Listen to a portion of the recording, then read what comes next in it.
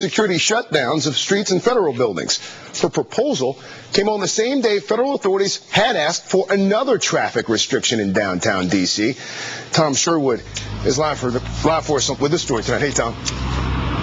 Hey, Craig. Treasury officials here on 15th Street had been asking that a little stretch of F Street, just up the block from here, be made one way to discourage truck bombs. But Congresswoman Norton is asking, how much security is too much?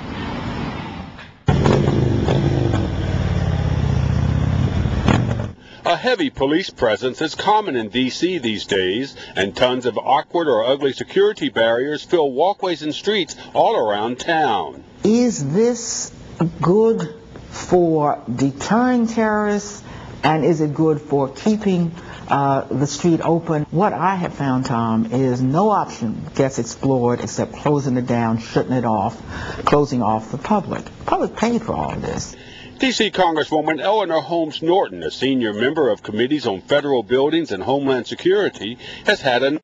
We've got to stop telling people, and I think they have accepted, that we can't prevent any and everything, and it's not worth closing down our society.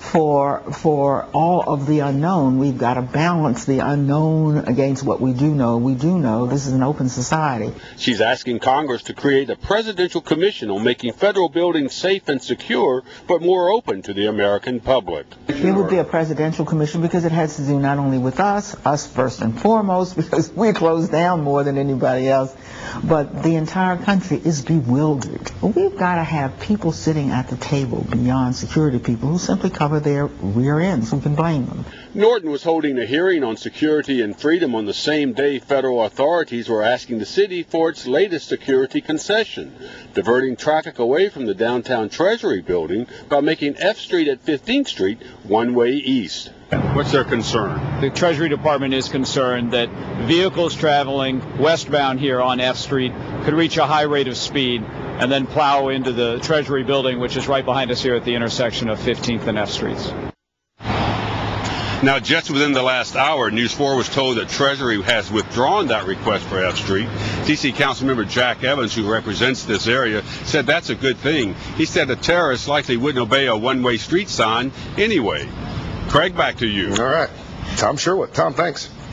Vice President Joe Biden was in Montgomery County today to host a town hall meeting all about health care reform. Mr. Biden spoke to residents at Leisure World, a retirement community in Silver Spring. He had plenty of company on the stage. Maryland Senators Barbara Mikulski and Ben Cardin were also there, as well as Health and Human Services Secretary Kathleen Sebelius.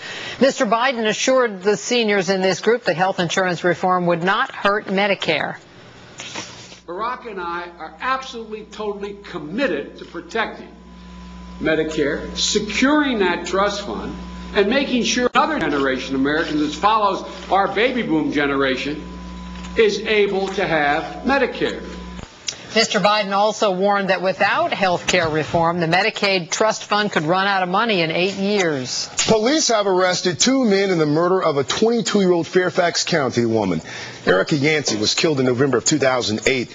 Police found her stabbed to death in her car on Sunrise Valley Drive. Today, authorities announced arrests in that case. Anya Yang's been following that story for us today. She joins us tonight from Fairfax County with more. Correct. The arrests come nearly a year after the murder of Erica Yancey. 27-year-old Michael Thomas was arrested Monday in Fairfax, and 28-year-old Marcus Williams was arrested yesterday near Detroit. The victim's family says they had no doubt police would close this case, and now they want the suspects brought to justice. Although it doesn't bring Erica back, the 2 men accused of this heinous crime are off the street, meaning another young girl won't be victims at their hand. Pagerine Jackson says she's found a way to forgive her niece's alleged killers, but she still wants to see them pay for what they've done. We do hope and pray that justice prevails and that they are in prison for the rest of their lives without being eligible for parole. 27-year-old Michael Thomas and 28-year-old Marcus Williams have been charged in the murder of 22-year-old Erica Yancey. Yancey disappeared last November from Dulles Airport, where she worked. Police found her body in the trunk of her car 2 days later, not far from her home in Fairfax. She had been stabbed multiple times. One of the suspects, Marcus Williams, was Yancey's roommate. He was arrested in Detroit yesterday. Mr. Williams will be going through an extradition hearing today, and depending on the results of that hearing, at some point we will be going to Michigan to retrieve him. Pagerine Jackson says Erica lived with Williams, his girlfriend, and the couple's 2 children, and Erica